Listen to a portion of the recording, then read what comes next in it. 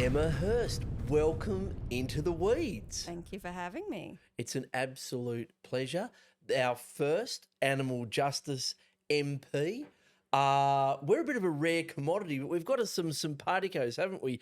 Animal justice and the legalised parties. We're working closely in Victoria and New South Wales. Sort of single issue. People look at us and think we're single issue, but we're a lot more than that, aren't we? Especially Absolutely. animal justice.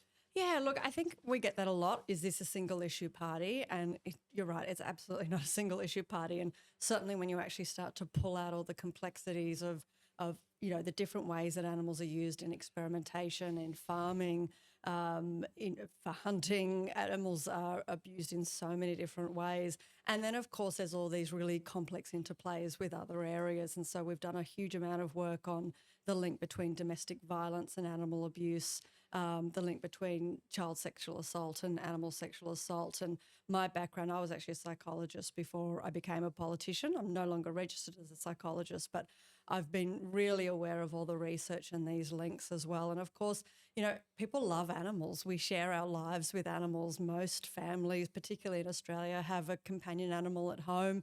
They allowing those animals into the house, onto the couches these days. They're a member of the family.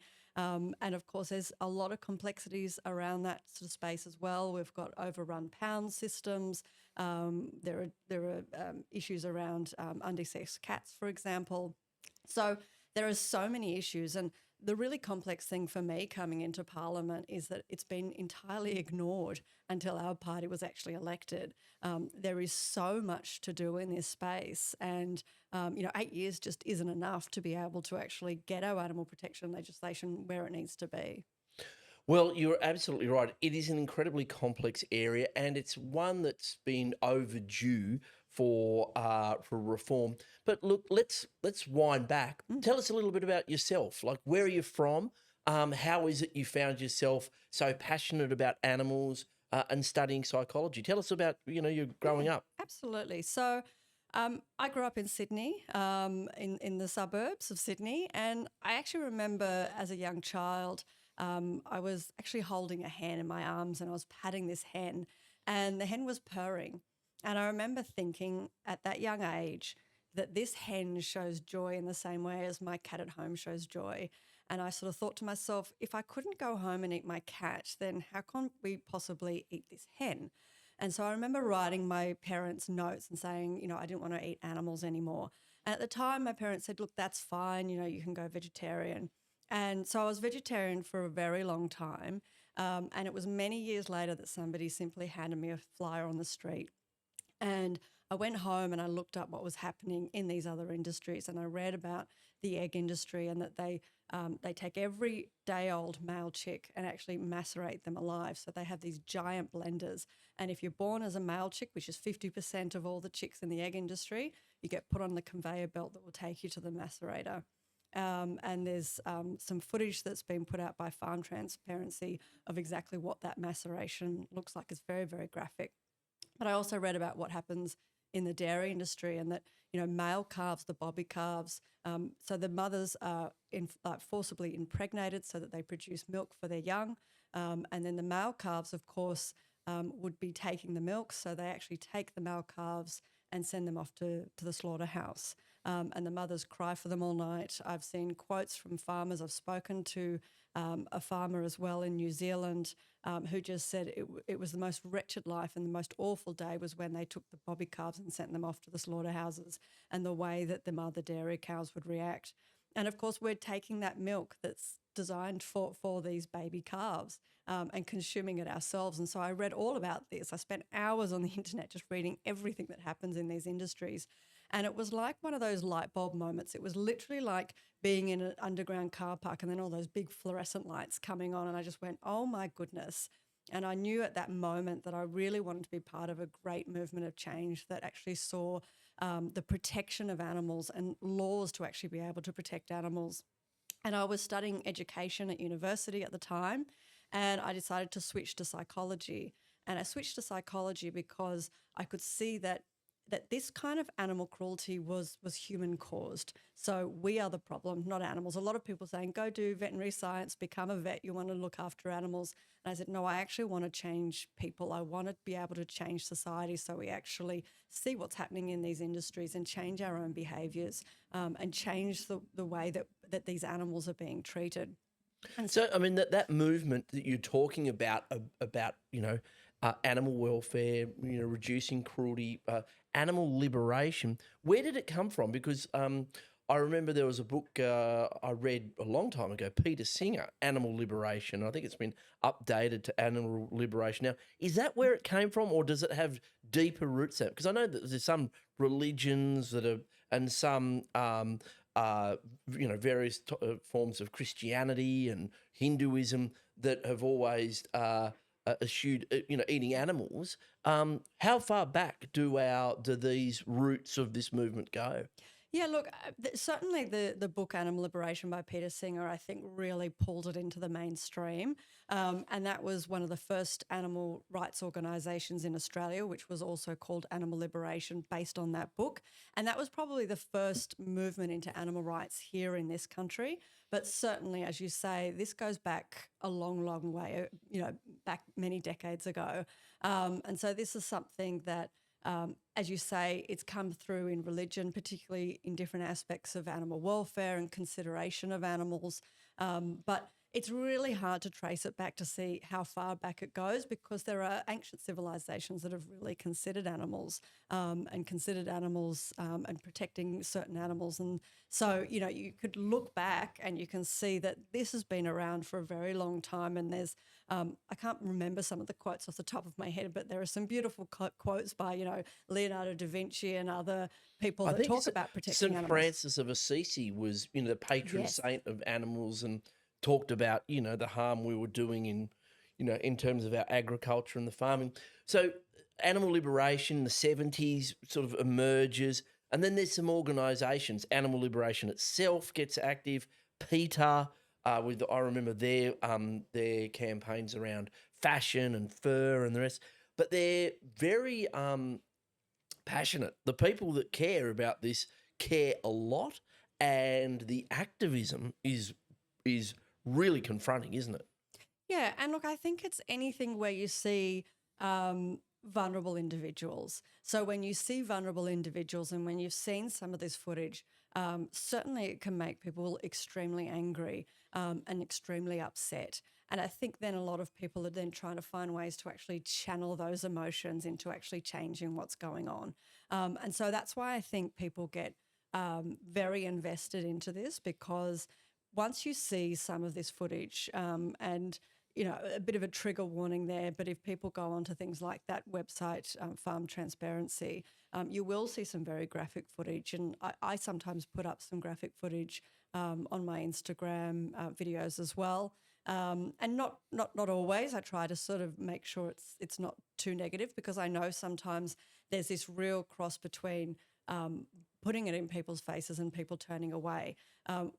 As human beings, we have a cognitive dissonance, so we don't want to actually see this cruelty, because we are emotional beings and we do care about animals. And then when we see this footage, people go, oh, that's horrendous. I don't know how to fix that. And so they turn away. And people, when they turn away in shock, because they don't know how to actually process what's happening behind closed doors in so many of these industries.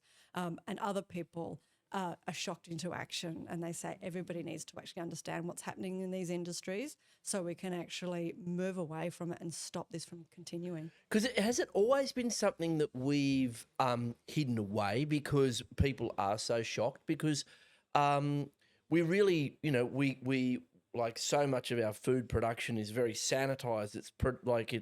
It's the marketing. It's all heavily processed, and they really don't talk of, even if they do have good practices, which I think you'd argue in a lot of cases they don't really talk about the humanity of how they're talking. They talk about like animals being grass fed or this type of thing. They don't really talk about how the animals are slaughtered and how they're dealt with in that processing. Is that something we've always hidden away? Look, I think certainly as animal agribusiness has become bigger and bigger, certainly a lot of these practices have become more and more hidden from the public, to such an extreme now that when groups such as Animal Liberation, Farm Transparency, PETA have started to actually expose many of these practices and showing the public footage, the animal agribusiness industry actually started lobbying for new laws, which we call Gag Laws. So they're actual agriculture gagging laws, and they exist in different places around the world. And essentially what these laws do is they make it a greater penalty to expose animal cruelty than the act of animal cruelty that's often happening behind the scenes itself. So these laws have been brought in to target animal rights activists that are attempting to protect these animals, attempting to actually expose what's happening to those animals behind the scenes. And so actually... I mean, they're going into these facilities, taking video, recording malpractice and the rest. And is it right to say that the agriculture industry says, "Oh, look, this is a biosecurity risk"? You know, that you're putting at risk food production and the like. Is that what they? Yeah, so is that how they counter that argument? Well, that's some of the terminology. So we had the Biosecurity Act that came in, and of course it was really exposed when you start to look at these, because the greater biosecurity risks do not actually hold as much higher penalties as somebody that has trespassed. And of course, we've got existing legislation against trespass. People can get charged for trespass already. It's not that these properties are somehow more special than your home or your property, and yet they're being treated as differently. And it would be the same as an activist that had taken every single biosecurity measure possible, so they're not creating a biosecurity risk. That's not considered within this legislation either. And they say that, the greatest biosecurity risk, of course, is hunters that actually trespass onto people's farming properties and are shooting animals out in the fields. That's the greatest biosecurity risk that we're facing, not people actually wearing the full biosecurity suit, dipping their feet into the dipping liquid, and then filming evidence of what's actually happening behind these scenes. Because, of course, these activists don't want animals to become sick. They want to make sure that they are protected as much as possible as well. So they're not actually creating a biosecurity risk. In fact, there's never been a biosecurity outbreak ever from somebody actually trespassing on one of these properties to gather evidence. So the very active community, very brave activists going out there and, in defiance of these laws too, a sort of personal risk, financial risk, can be jailed. What is actually happening with agriculture? Is it getting better, or is it getting bigger and bigger and bigger? Is cruelty and malpractice being baked in more and more, or is it different everywhere? How is Australia compared to the rest of the world? So Australia is one of the worst around the world. So World Animal Protection actually did an assessment all around the world of who has the best animal welfare legislation, and we are right down near the bottom. So we have absolutely terrible laws that fail to protect animals. So we've got our Prevention of Cruelty to Animals Act, but then, of course, there's these really far-reaching exemptions for agribusiness industries. Certainly there's not being any improvements made. You can still cut off large chunks of flesh from an animal without even so much as pain relief. There's various mutilations that can still be done on animals. They can still be fully confined. We've still got pigs in sow stalls. We've still got hens in battery cages. So we're really behind the rest of the world. And really the main effort... What jurisdictions have moved, like, that are comparable to Australia, and how have they moved? So certainly places like Switzerland are a lot better than here, but certainly the UK and certain areas around the US are doing better as well. So they've a long time ago, for example, they would have phased out the use of battery cages, whereas here the government's still stalling, and still we haven't got New South Wales. We had a national process that recommended a phase out of the use of battery cages across Australia.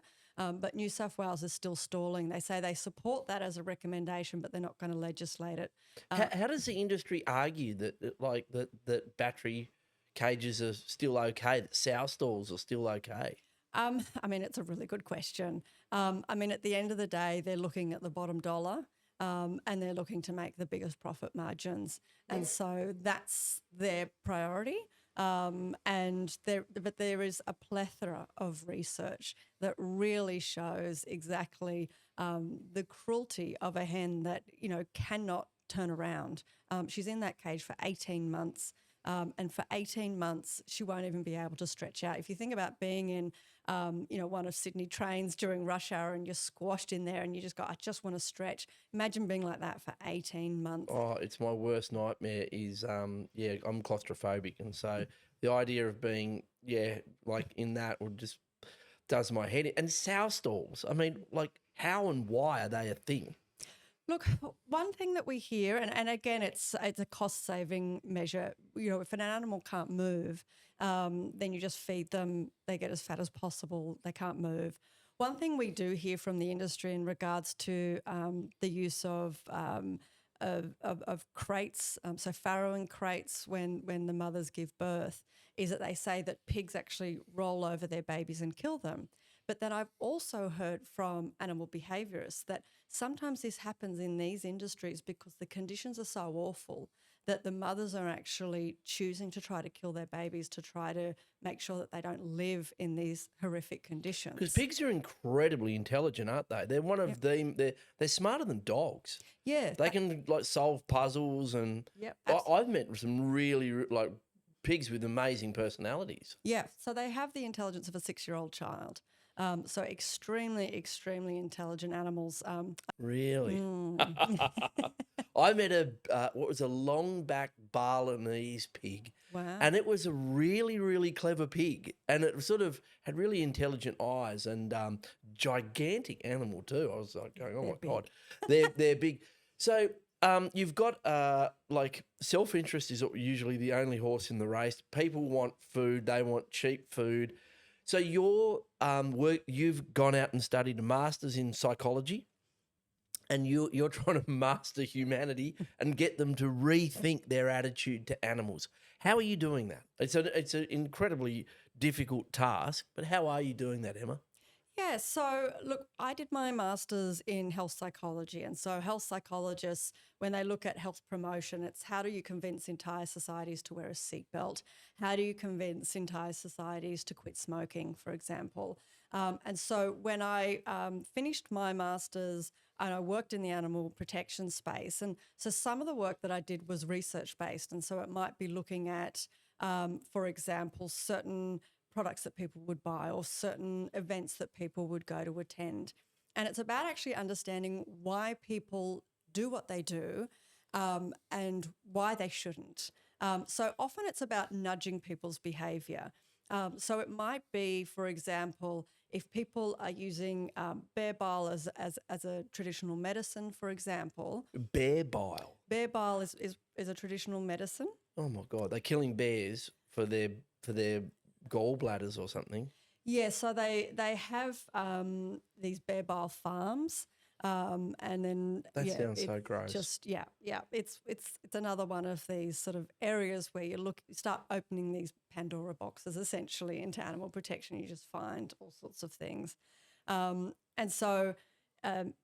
This isn't Australia. Like, this would be in China. Yes, that's right. Yeah. I mean, because I've seen videos of Chinese, animal welfare or animal husbandry, whatever you want to call it, practices, and it's like it is truly frightening, the scale of like I saw a duck farm, and it was literally like millions and millions of ducks, and there were dead ducks everywhere. It looked pretty feral. I mean, look, I'm somewhat hesitant to sort of pick a particular country because it's so bad here. Yep. I think we just have it much better hidden here. We're not that much better. No, I really don't think so. And in some situations it's worse, and in some situations it's not as bad. It's just really depending on what you're actually looking into. But I got you off track there. Bear bile. Yeah, yes. No, I got you off track. Bear bile. It was just coming up with, just an example. And then you sort of, so it's very difficult to convince somebody not to actually take a medicine that they've been given by a practitioner. So actually then your target audience is practitioners, and then looking into the alternatives, finding the science to say, well, actually this herb has the same effect as bear bile and it's actually more effective, and then convincing that practitioner to prescribe the herb rather than the bear bile, which will have similar or actually a better effect on their patients. So sometimes it's about, pulling it apart and trying to say, well, how do we actually shift these behaviours, and whose behaviour is it that we need to shift? And it's ultimately it's got to be people, isn't it? Because we are creating these systems, creating these animals, and creating the suffering. So, how is it going? Like a monumental task up against huge agribusinesses, and governments that are beholden to them, and a community that's got a lot of things on its plate. Sorry to mix the metaphors there, but and including meat. But how is it going? Are you having some wins? I mean, let's talk about live animal export. Yeah, so obviously there was that federal change where there's a ban that Labor has put through in regards to the live sheep exports. Live sheep export. So that is limited to sheep, unfortunately. And So we're still exporting live cattle, yes, that's right. even to Indonesia.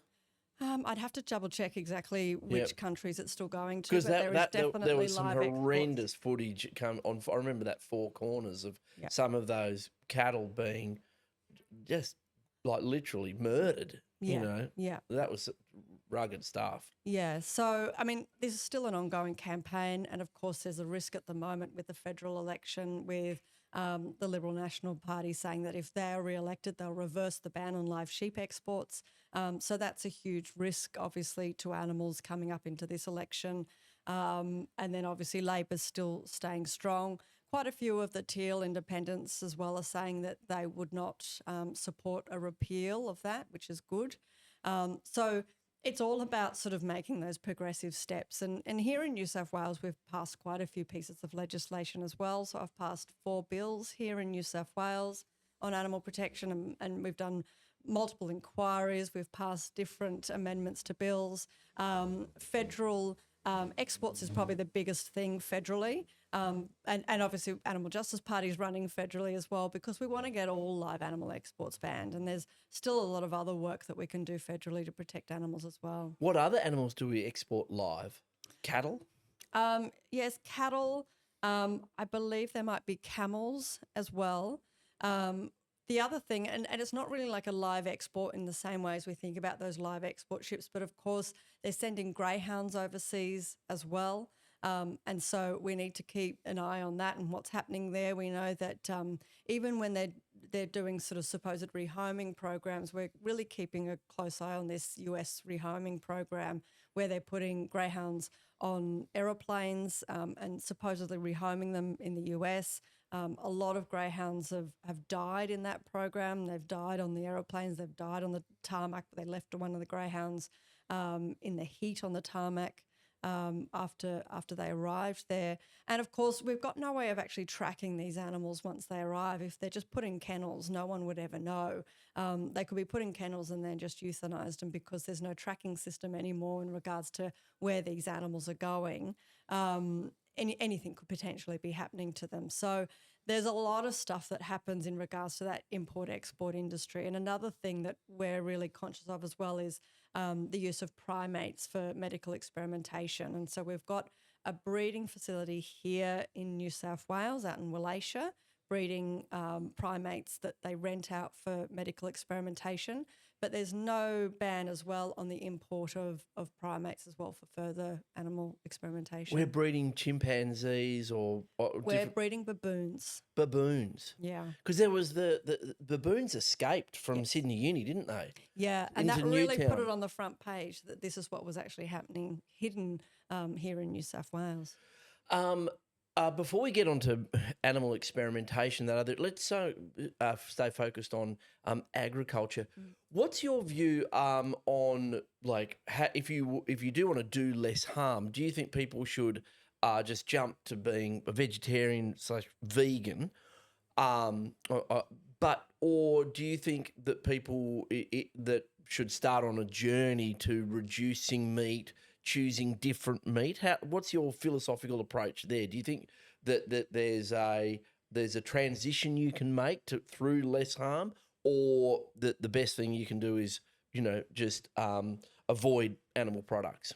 Yeah, look, certainly everyone has their own journey. And, you know, I've spoken to and worked with a lot of different people that have come at it from different angles, and it's such a personal thing. To me, the best way anybody can significantly reduce the amount of harm is to go fully plant-based, so fully vegan. And of course, it's so easy these days. There are so many vegan products. When I went vegan, it was well over 20 years ago. It wasn't cool at all back then. It was very unusual. A lot of people had no idea what it was.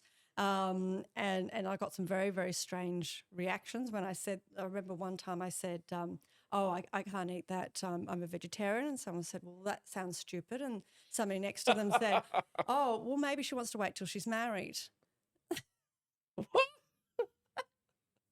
Really? So there's some real confusion about what vegan was about 20 years ago. I didn't know what vegan was. I thought it was like you were, astral traveling to Venus or something. I'm going vegan. I mean, we do that as well. Do you? Yeah, once you go to the vegan park, you there's lots of things you can do. Clarity in your mind, and you can astral travel. Yeah. One of the fringe benefits. Yeah. So yeah, look, it is a personal thing, but I do think that, you know, if people are really dedicated, and what I find is people who start to sort of remove certain products from their diet or start to reduce, because you've got to be careful about that greenwashing as well. You know, there's grass-fed, and there's a lot of greenwashing on a lot of these animal products as well. So there's a lot of confusion as to what you're buying. What about organics? What about things that are like grown, like an animal that's raised, pasture-fed, you know, slaughtered, you know, like under best practice, these types of things? Do you think there's any role for animal agriculture? Look, when you start to look at these organic labels, first of all, there's a few things we need to consider. First of all, it does become more and more expensive. So once you've got something like a system that is genuinely free range, that is genuinely organic, where the animals are treated much better, we don't have the land mass available to be able to do that. And most people don't have the money that is coming into their bank accounts to be able to afford that. And of course, those animals, even if they are treated better in the days that they're alive, there's no such thing as a humane slaughterhouse. So these animals end up all exactly the same slaughterhouse, whether they're raised organically or whether they're raised in a cage. So it does become a real issue of equality. It becomes a real issue as well for health as well. So that's why we sort of then still push for, and we are a party that still pushes for plant-based diets, because it does become really complex. And of course, there's a real range of what these labels mean. And so when you start to look at, for example, organic eggs, yes, there's some slight better requirements in regards to the space that's available, but it's probably not what most people would consider these animals are actually living in. So it's still very much not necessarily what the community would be expecting if they're paying that sort of level of a price tag. And of course, there's much cheaper and much healthier forms of protein from plant sources. What's your philosophical, well, I can probably guess, but what's your, how do you respond to the philosophical argument? If you're an animal and your choice is to exist, and say you're a cow, you know, exist as a steer, live for 3 or 4 years in relatively good health, eating grass, having your veterinary needs looked after, not being attacked by wild animals, and then after those 4 years, you're put on a truck, taken to a slaughterhouse, and you meet, you know, like a somewhat grisly end. Mm-hmm. Or that's your choice, or to not exist at all. What do you think the cow would want? Well, it's hard to know what the cow would want, but I think that we need to make an ethical decision that's kind of much bigger than that, because we've got these industries that are trying to make as much money as possible. And so we've got to look at this as a much broader thing. So you've also got to think about the environmental damage of having all of those cows. So we know that, you know, animal agribusiness is one of the leading causes of climate change. So there's these huge methane emissions from these industries as well. You've got runoff as well that goes into the waterways. So you're talking about the feces from a lot of these industries as well, getting right into our waterways. We've got more animals in this country than we do in farming systems than we do human beings. And there's just too many animals. And of course, most of these animals are not native to Australia. So, well, actually, none of the animals that are being factory farmed and farmed on these in these systems are native to Australia. So the hooves are causing damage to our land, and that's somewhat irreversible damage as well because they're closed-hooved animals. Our country isn't designed to be able to have this many sheep, this many cows. So there's a lot of different aspects to really consider into this. So there's the environmental aspects, there's the human health aspects as well. Do I think that cow should be born to live this existence and sent off to a slaughterhouse? When I put all of that together, I say no, because I know that most of these industries don't treat those animals that way. As I said, when you start to look at dairy, when you start to look at eggs, all those male animals are killed very soon after birth. And Yeah, when I learnt when I was a kid what veal was, I had no idea. I had no idea what veal was. And when I learnt what a real veal was, it was just a milk-raised calf and then a calf slaughtered very, very young. I was like, oh, my God. yeah, That's not yeah. on the label. I know why they don't call it baby calf because it makes you sit back. But there's another philosophical question because, like, interwoven through the whole animal liberation, animal welfare issue is ethics. It is a deep sense of what's right and wrong, and in that there's I could be wrong and forgive me if I am, but there's a real part of your movement which is saying that we are actually not any better than animals. There's nothing particularly more valuable about a human life compared to it's all life. All of them are equally valuable.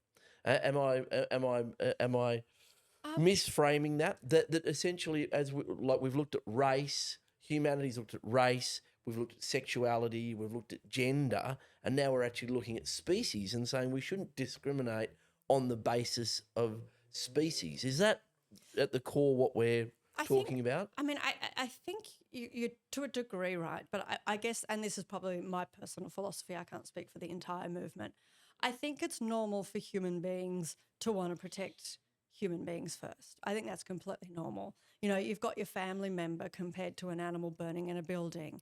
Everyone's going to go and protect their family member first. That's kind of inbuilt in us to protect humans first. But I think what really is being said in this movement is that as far as the planet is concerned, we're all put on this planet to share this planet. And so that dog's life is as important to him as your life is to you. And that cow's life is important to her as my life is to me. And so they are seeking to exist and they have their own familiar groups. And I'm sure if the cow was going to save her calf or save you, the cow would probably save her calf before she would come to save you. So, we all have our groups and that's fine. And I think it's, I don't think it's an area where we as humans need to say like, well, actually, I need to pick the dog over Jeremy existing and I need to sort of choose one and I need to say that actually your life is the same value as the dog. I don't think it kind of needs to go that far. I think we can accept that it's a normal thing as human beings, but I think we can also take a step back and realise that we do share this planet and actually the planet thrives better when we do share it and we allow animals and we allow the entire environment to actually support us. And we are just another species on this earth that's meant to be there to share it. You're advocating for a plant-based diet, and a lot of people are. You're a successful bodybuilder, athlete. Not these days. Not these days, but you won Long nights in Parliament. Yeah, but you've won medals, and you're an Australian medalist in bodybuilding back in the day. But plant-based, and we know like Arnold Schwarzenegger, a lot of athletes now are really adopting plant-based lifestyles and diets.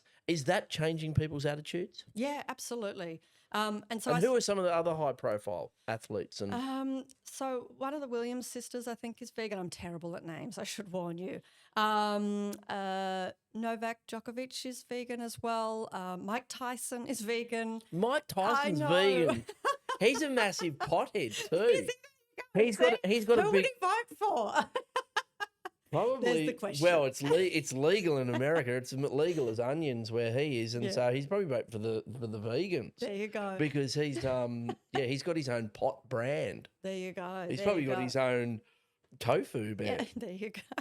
Mike Tyson tofu. There you are. So there's just this broad range of people, and look, people, like I say, are doing it for different reasons.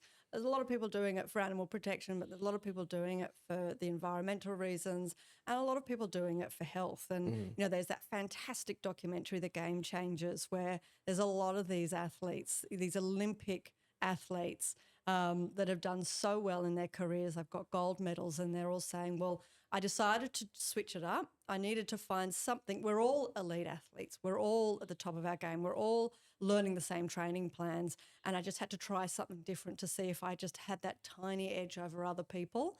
And they're saying that actually when they went vegan, that's what did it. And there's a lot of doctors on that documentary as well talking about the way that plant fuels the body in different ways and how that actually helps for a lot of these vegan athletes. And one of the strongest men in the world as well is vegan as well, and he's quite proud of that. What about the one I get stuck on is honey? What about those little bees? They're beavering away. They're making the honey. We come and get the honey. Does it really hurt? It's an interesting one. See, when I first went vegan, that was sort of one of the things that was sitting there that I hadn't really looked into, and I thought the same thing. I thought, is this bad? Is this something that I actually need to give up? Or is it something where, you know, I'm vegan except for honey? And I read online that a lot of these industries, the way that they get the bees to actually reproduce is they get the queen bee, I think, or maybe it was one of the male bees, and they turn them inside out or something. Like it was absolutely hideous. And then, of course, I mean, outside of that, the honey, of course, is taken, which is their food source, and replaced with like a sugar replacement as well. So the bees don't live very long. And so to me, I just thought, you know what? I don't want anything to do with any industry that could potentially harm animals. And, you know, I don't have any particular desire to have honey for any reasons. There's so many other wonderful sweeteners where I can be guaranteed there was no animals harmed. What about insects? Where is your focus? Like, because in the, you know, you got your animal kingdoms, mammals, we've got the avian, you know, we've got birds, and then we've got our insects.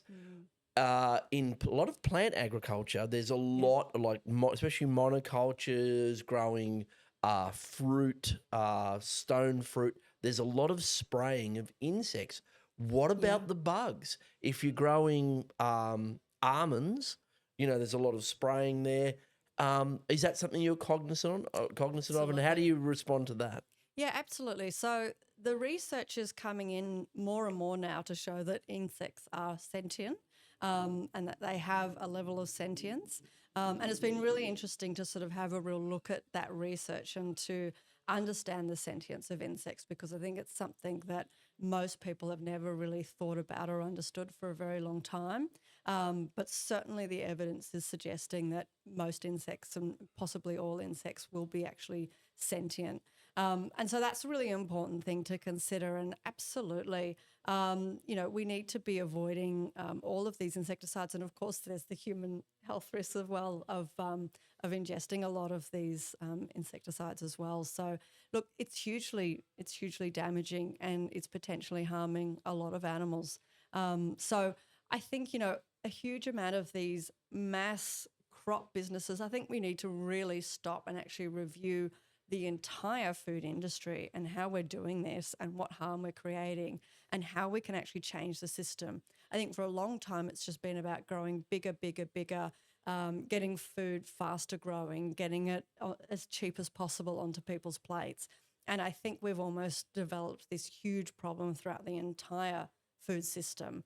And I think we actually need to stop, and I think governments actually need to stop and review the whole thing, because it's getting out of hand, and it's causing harm to insects, but also to humans as well. Like We're all in this together. I think it's a good point. Like you if you look at diets from hundreds of years ago, people didn't eat much. They didn't eat much, but it was really high quality. It was really high quality, dense, grains and fruits, and there was little bits of meat and cheese and all the rest of these Mediterranean diets. You see, there was a lot of like high quality, diverse food. But now there's a lot of just mass produced pap put in front of us that's either just full of, calories and not much nutrition. It's something we probably need to look at, isn't it? Absolutely. And I mean, you've got obviously, all the fast food and things like that, but I think that you could be attempting to eat what you think is the health food, and go to the health food section. And, when I start looking at some of these health foods, I think, well, that doesn't sound particularly good. And so I think that there needs to be a lot of education in this space. And I think that governments should be looking at putting some more regulations into this space as well, because, the food we eat is so important. It's a massive thing to do with, our future health and prosperity, as an entire society. Sure is. There's agriculture, but another area you do a lot of work in is companion animals. Like everyone loves, well, I think they do. Most people do.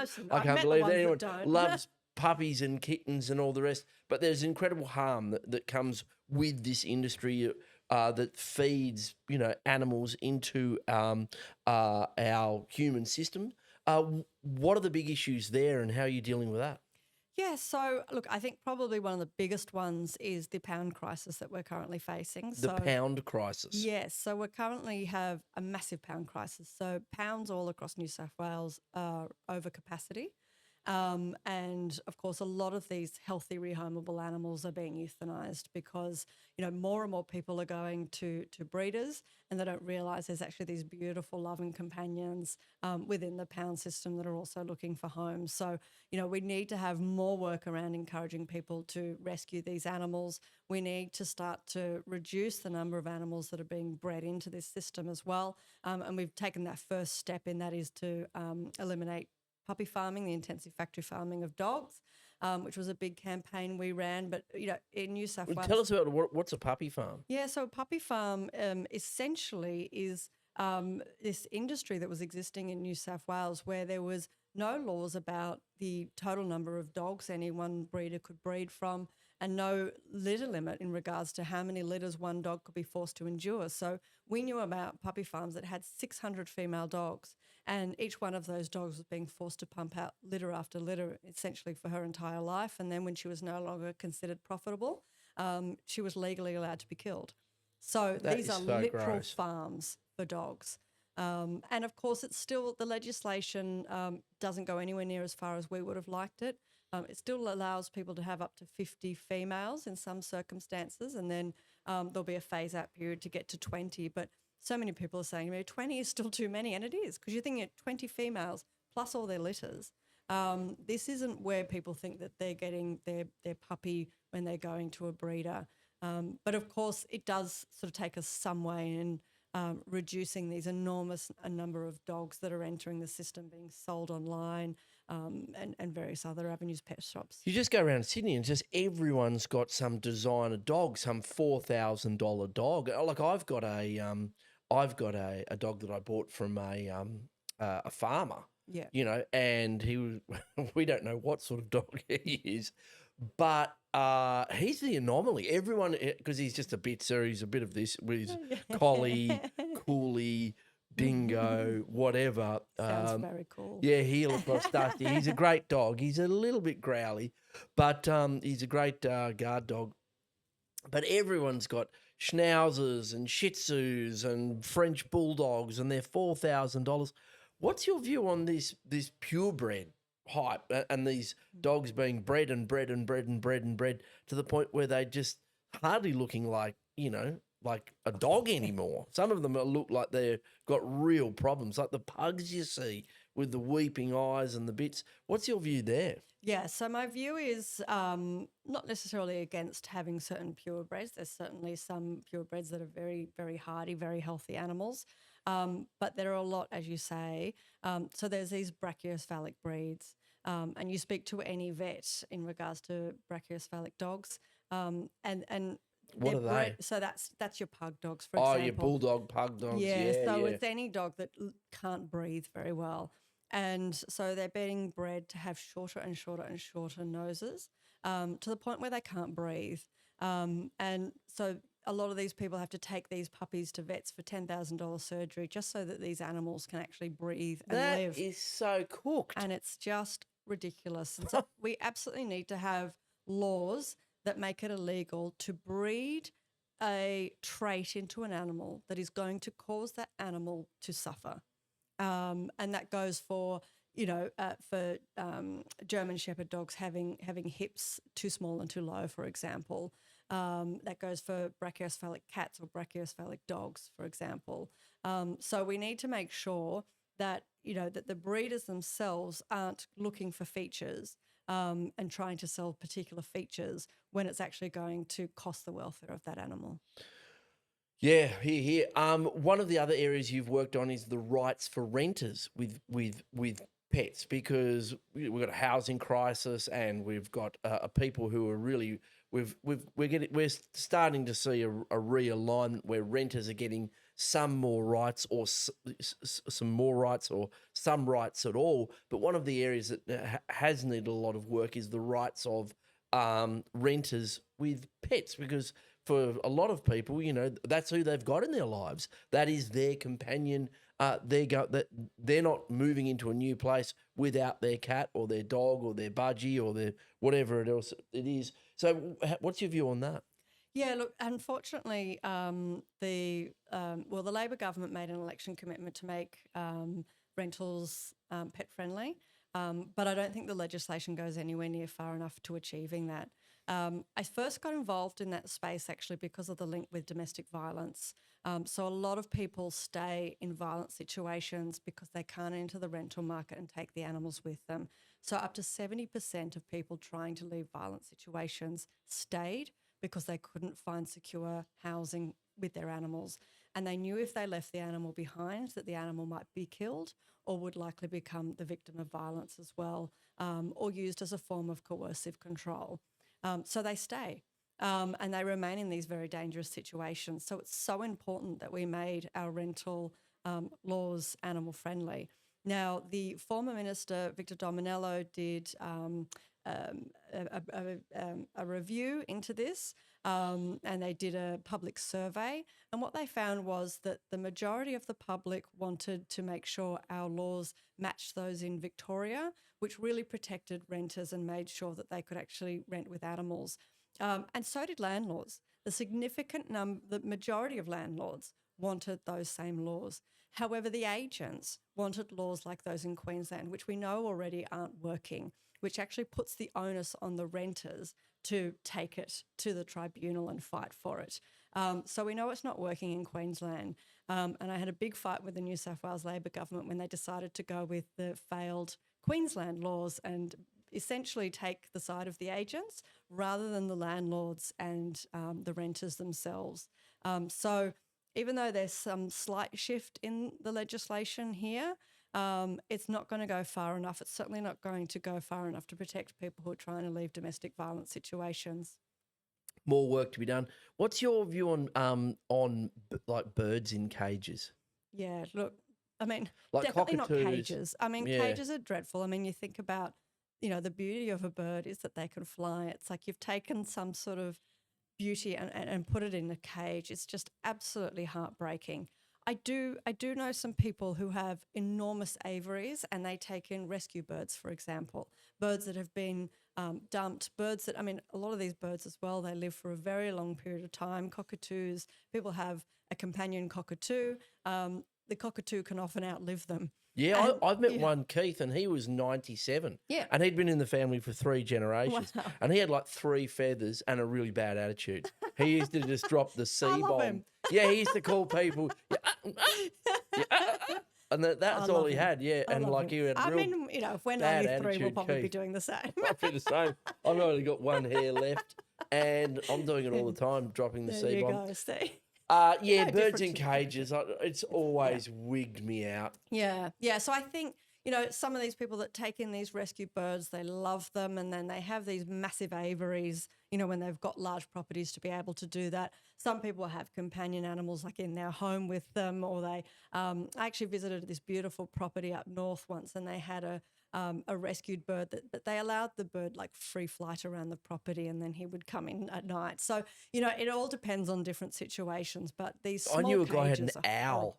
Oh, He wow. had an owl. Yeah, And wow. it just flew around his house, and it just shat everywhere, Yeah, and that it was that doesn't awful sound, because yeah. he had to feed it mice. Oh, I can't. And it was Yeah. just gross. Oh, Just the back of the couch. He was this sort of wizardy stoner guy. Yeah, he had this owl. They don't tell you about owls. Have you ever seen owls' legs? I might have seen. Are they like little, They're like sticks. yeah, like little? They're yeah, like I little think sticks. I've seen some. It's the funniest thing you'll They're the ever see. cutest little animals, aren't That they are. They Yeah. like they've got all this fluff and all the rest, and inside they're just these skinny just little, these little- these little skinny little dudes with scarecrows. eyes. Yeah. They're all eyes and claws. What about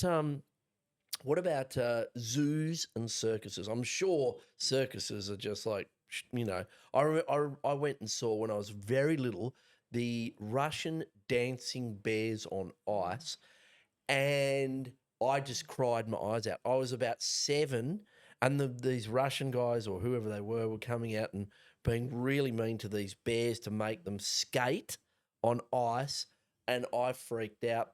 Circuses and zoos. Yeah. Look, let's start with circuses because they Yeah, are quite different. they are different. Different groups. Circuses, I mean, look, people don't want to pay money to see animals humiliated anymore, being forced to do these ridiculous tricks. It's been a dying industry for a very long time. We did an inquiry actually in the last term of Parliament, and the welfare of these animals is questionable. There's this really bizarre thing in our legislation which allows the enclosure for some of the animals when they're travelling in the circus to be much smaller than the minimum requirements in a zoo. It's just bizarre that that they're getting away with this. So look, their insurance went up. They kept saying that their these animals are their family, that they're family members, that they love them. Their insurance went up, and they decided that they couldn't afford the insurance, so they sent their lions to this man at Central Coast Zoo, who was being charged with some of the most heinous animal cruelty charges that I've ever heard of. And I won't tell you what they are, but the lions went to the highest bidder. It's absolutely bizarre that you would say in one sentence that these are your family, and then you would sell them off to someone with that kind of reputation. So Terrible. that's circuses. Obviously, we need to get rid of them, and I know that society is definitely on side with that one. In regards to zoos, you've got this real broad range of zoos, and There's they're not all the private same. zoos and there's publicly roadside funded zoos. Yep. Yeah, so some of these roadside zoos, they call Roadsides. themselves sanctuaries or they call themselves wildlife parks. Yep. Some of them, there's some animal protection organisations doing a whole lot of work in that space to really expose what they really are. And Have then you ever heard of the Green Valley one up in northern New South Wales? No, I haven't heard of Oh Not my good? God. It's Uncle Daddy country. It is really, really scary. The Green Valley holiday park, and they have chimps and birds and all Wow. these things. And it's like, and they have all these homemade sort of dodgy water slides. It's really strange. I'll look into it. You should have a But look into it. And they've got yeah. chimps. Wow. And they run along this cage, this little cage, like trying to get at everyone, screaming at them. It scares the crap out of you. Yeah, It's weird. really weird. And There's it's not some- like yeah. roadside. That's the thing. And when I've had a whistleblower actually recently contact me with a few different names, so we're just starting to look into them. And there's a few. There's a Yep. few that have really flagged. There's flags around, black market of those roadside zoos as well, where they're sort of illegally breeding, illegally taking animals from the wild. Suddenly there's all these extra koalas that the DPI doesn't have records for. So, there's that side of it. And then you've got probably what most people consider a zoo, something much bigger, where, the people working there genuinely care about the welfare of these animals, for example. But what I have an issue with is, you've got these animals in these enclosures where even if you're doing your best, you're never going to be able to provide for that animal what they actually need. And particularly you think about an animal like an elephant and how far they travel in a day. There is no zoo in the world that can ever provide the basic needs of what that elephant needs for mental stimulation and physical movement. It doesn't exist. And so the welfare of that animal is always going to suffer. And I think that we need to have these conservation projects, and conservation is great where we're actually breeding animals and re-releasing them into the wild, but it needs to not be a for-profit model. Once there's animals in for-profit models is when we start to see more and more issues come up. And we get a lot of calls. We get a lot of calls from whistleblowers within different zoos, and zoos that you wouldn't necessarily expect. I won't name them today, but, different issues that have come to us where we just go, what on earth is going on behind the scenes in these facilities? And I think a lot of the time, it's that once people are trying to make money out of an animal, then welfare starts to become very shaky. What about animal experimentation? Because on the one hand, there's it's such a rugged area, and when you find out all the different animals that are used in all these different ways, when it's famous, spraying cosmetics into rabbits' eyes and things like that. But at the other end, there's, experiments on primates that may lead to some, massive breakthrough in human health. Would you like to see all animals removed from experimentation? Yeah, so we did an inquiry on the use of animals in experimentation as well. Scientific experimentation we're talking about, yeah. Yeah, so actually in Australia we don't do any cosmetic testing on animals anymore. Yep. So it's been a long time since we have, which is good news. It's fantastic. But there's a significant number of animals that are still used for medical experimentation and scientific experimentation. And what we heard at that inquiry is that the industry is failing to move at the pace of moving towards the alternatives, but the alternatives are actually much more reliable in regards to actually researching human health. So we now have organ on a chip. We've got cell-based technologies. We've got so much science. You think about how far we've come with science, and you think about whether I'm testing something on a rat and then testing that medication on a rat and then giving it to you. We're talking, the excuse for using animals in experimentation is that they're not humans, and so they're so far removed from us, it's okay. But if they're so far removed from us, then they're not an adequate model for human health. And in fact, most of these drug trials fail on animals when it's transferred into humans. So it might actually help the animal, but it's not going to help us because our bodies are completely different. I saw an experiment of cannabis on these microscopic worms. Okay. So they were just tracking how these worms behaved in terms of their movement, and they're sort of organising them around each other with different types of cannabis. Mm-hmm. And they were giving these worms the cannabis, and then they'd just all stop moving and just relax and move in different ways. And they seem to be enjoying it. But, it's hard to ask a microscopic worm. Is that appropriate? Like something I that guess level? The question is, what are they researching, and what information is that giving us, and how is that going to benefit? It's very hard for us to know how those worms were thinking or feeling or experiencing. You can sort of say, they look like they were enjoying it. Well, we don't have any idea. We have absolutely no idea because we don't understand how worms necessarily function, and animals function very, very differently to us. And obviously each species functions in a very, very different way. So we don't know. And I'm just not sure if that's actually advancing us scientifically in any way. And certainly that came up a lot in the inquiry. And so we ended up getting money out of the coalition government to move towards the alternatives from animal testing. We need to get away from this. I mean, most countries around the world have already banned the use of well, there are different countries around the world that have banned the use of primates for experimentation. So it's been phased out. And yet here we're breeding baboons for medical experimentation. It's just that we've sort of, because we're separated from the world, we're right down here, we're just backwards in moving towards these technologies. And, you know, if we're really looking at trying to advance human health as quickly as possible, then we need to be using the best technologies, not outdated animal models, which are probably not going to give us very good science.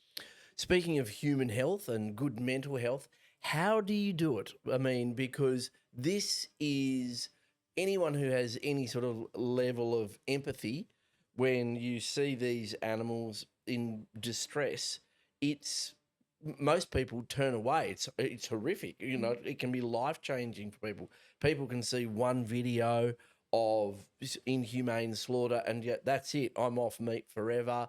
How do you keep what is such a like a difficult area of public policy in your head and look after yourself? Because, you know, you're talking about like some of the areas you work in are quite extreme. And like one of the areas you've worked in is the relationship between, you know, animal abuse and domestic violence and like things as terrible as bestiality and extreme violence. How do you deal with such a difficult subject matter and stay okay? Look, I think the first thing is a lot of people who look into this space feel a sense of helplessness. And I think that's what really paralyzes people. When we look at the scale of some of these issues and we look at the cruelty and the issues to either people or animals that are extremely vulnerable, and once we feel a sense of helplessness, that's when it affects us mentally. Whereas I suppose for us, we're in a very unique situation where we can actually take action, where we can actually fight for change. And that's one of the reasons why I really put my hand up to be elected in the first place. And so I think, first of all, that's one of the things. I'm not looking into this and then just going home at night and reading about things and going home. It's then thinking, okay, how do we change this? What do we need to do? What legislation needs to be fixed? Who do I need to speak to next? You're not fixating on the problem. You're fixating on the solution. Yeah. Yeah, and it makes a huge difference. And then, of course, I've got my team around me. I know that you've complained at times that we're laughing too much. You are. It's very annoying. Our team is What's going on in there? I've got Dr. Amanda Conn on the other side of me, and she's also made some comments that we're always laughing. But, you know, we just have a good team. We've got good relationships. We've got each other's backs. We take a step away. We'll have a laugh about something completely separate to what we're working on. And that really makes all the difference. And then, of course, you know, friends and families external to this as well, having our backs as well. And I think that really is it. You know, exercising. One of my team and I actually, we just did the Canberra 10K over the weekend as well. So, you know, running, finding that exercise, eating as healthy as possible really makes a big difference. Yes, you got to look after your mental health, and making a big difference is what you're about. What are you working on now? What is the campaign that you're really focused on in over the next couple of years? So there's a few things. The next bill that I've got is my animal sexual abuse bill. So this is a piece of legislation that we've written, and now we're talking with Labor about it. I've met with the child sexual abuse unit in Parramatta as well, because they often get those cases because the two things are found together. There's actually 62 people in New South Wales jails at the moment that have either been charged with both or convicted with both offences. So there's this real overlay. There really is. I've been doing a lot of work looking at unsolved homicides and disappearances, and some of the people that are implicated in these murders and disappearances, people like Ivan Latt, had a history of extreme violence to animals, as almost like an entree, and sexual abuse of animals as well. Yeah. There's a common thread there. Yeah. If you can bring yourself to be treat an animal abysmally, it's not that big a jump to a human being, is it? Well, that's it. That's it. And a lot of these people, that, as you say, that's where they start.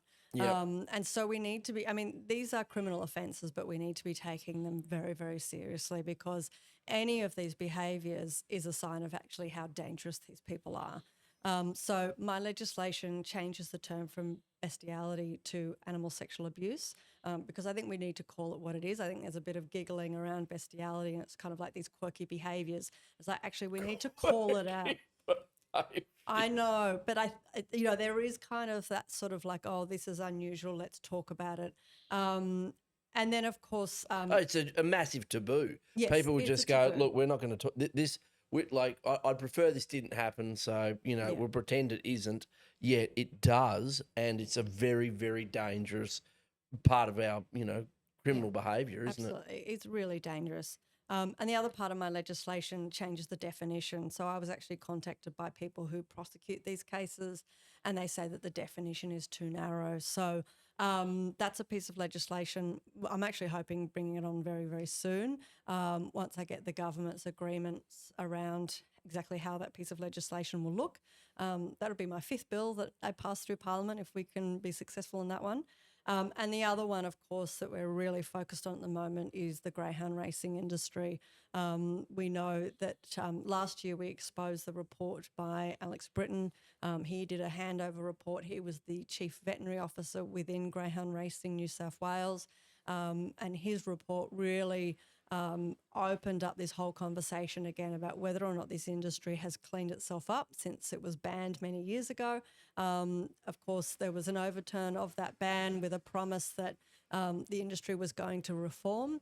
And yet this report from somebody that was working within greyhound racing says they haven't reformed. And of course, us that have been, campaigning in this space for a very long time aren't really surprised, because the original McHugh report said this was an industry incapable of reform. And so what we're seeing now is the result of an industry that was always incapable of reform, and is still failing to be able to reform. And it's going to be very interesting to see how the government then respond to the Drake inquiry report when it comes out. And greyhound racing, is it something that happens all around the world, or is like Australia and New South Wales one of the few places that still practices greyhound racing? Yeah, we're one of the few countries left where it's legal, and recently New Zealand banned it as well. I think there's possibly some places in the US where it's still legal, but it's made illegal in various states as well around the US. So look, and Wales recently banned it as well. So it's definitely on the out around the world. And again, at the beginning of our conversation, we're talking about the fact that that Australia is often behind the rest of the world on animal welfare initiatives. And the greyhound racing industry is just another example of that, where the world has moved on. They're closing down the racetracks. They're closing down these industries. They're working to protect dogs instead. And Australia is really clinging on. Speaking of clinging on, we've got the horse racing industry in Australia, and it is gigantic. It really does. It is the tail that wags the dog in terms of policy. I don't think people really understand that intersection of the horse racing industry, the gambling industry, media, those interests, and how gigantic that industry is, and how powerful it is. What's the big campaign there? So we've been focused on horse racing for a very long time. And I have noticed a massive difference in the time that I've been working in this space. I noticed even heading down to a protest on Melbourne Cup Day, just how few people were actually walking around with fascinators on. I think that people have turned more and more away from the horse racing industry. And certainly, where there's been exposés on the ABC in regards to what actually happens to many of these horses. They've exposed horses that have ended up in knackeries. But of course, there's so much more to that. A lot of these horses finish these races with bleeding lungs. They get put down. They get injuries. They get put down. There's a significant number of horses that die on track. I know you see them take out those curtains, and and it's literally, I think that's maybe where they come. It's curtains for the horse. Yeah, yeah. You know, and It's just hideous. And it is. I think people pretty- are really waking up to that. I think people want to have a drink, they want to get dressed up, they want to have a party, and you can do all that without the animal cruelty. I mean, most people don't even watch the race when they're at the races. You know, I've spoken to people that go, "Oh yeah, no, we went to we didn't watch any of the horses." It's like, well, why do we even have that happening there? You know, there's different things that people can do to still have a celebration, still have some time off, still have a drink, still spend time with their friends without that animal cruelty happening as well. And there's a significant number of horses' deaths that happen during the races. And of course, we don't know how many horses die in training events, out of sight. So this is an industry that we've been fighting against for a very long time, and will continue to do so. Now, last one is the Brumbies, because if you're going to The one thing we're going to disagree on. well, like, if you're going to accept that there are some animals in the wrong place at the wrong time, pest animals, feral animals, however you want to couch what they are, that are impacting on other animals like native species and other ecosystems, our life support systems, catchments and the rest, and that controlling them is necessary, why are you opposed to lethal control of some of these pest species? Yeah, absolutely. So, look, I think the first question we need to ask ourselves, whatever this species is that you're talking about, is what harm are they creating, and do we have the evidence that they're causing this harm? And so the Brumbies, when we did the inquiry, there was a real question mark in regards to whether how many Brumbies there were and exactly how much harm they were causing. And that made it very, very difficult then to have an argument or a discussion about what methods did need to be used and in what capacity, because we didn't have the answer to those two first very basic questions. And we're seeing the same thing now. I've got an inquiry into cat management. And so, you know, we're hearing from the AVA, the Veterinary Association, and we're hearing from Wires that they said, well, actually, cats probably aren't the biggest problem. They're actually probably a very small problem. We know that dogs actually kill more wildlife than cats, that the biggest risks to wildlife at the moment is deforestation and climate change. And they're the two most urgent things we need to focus on. And we're actually using these animals often as a scapegoat. And my big concern is a lot of governments, they don't want to take action on these big things. They don't want to stop the deforestation. They don't want to take major action that's necessary on climate change. They want to find something easy. They want to find something cheap. And so they can say, oh, don't worry, we're going to kill the cats. Don't worry, we're going to kill the Brumbies. So we don't know how much damage they're causing, but let's say that there is some damage that they're causing and that they are harming native animals.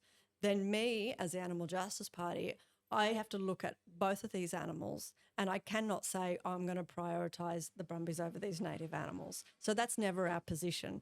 But our position is there a humane way that we can reduce the number of animals in these areas without actually going as extreme as aerial shooting? And we heard from the RSPCA, you know, these shooting programs, I mean, they're chasing these animals. They're running for their lives. They're being shot from helicopters from the sky. They're splitting family groups. There's foals being separated from mothers. Mothers are getting shot. Foals are left there. Like it's an absolute welfare disaster, no matter which way you look at it. And then there's these options of things like fertility control, where you actually, and there's a brilliant new fertility control, and I know a lot of people who are against fertility control talk about the old research where you have to dart a horse twice. We now have new immunocontraceptives where you can actually dart a horse once and they are immediately infertile. And so we need to start looking into those methods, looking into, okay, can we do some rehoming? Can we do some fertility control? Can we do those in the most sensitive areas of the park? There are things that we can do now, and we're looking at the same thing for cats.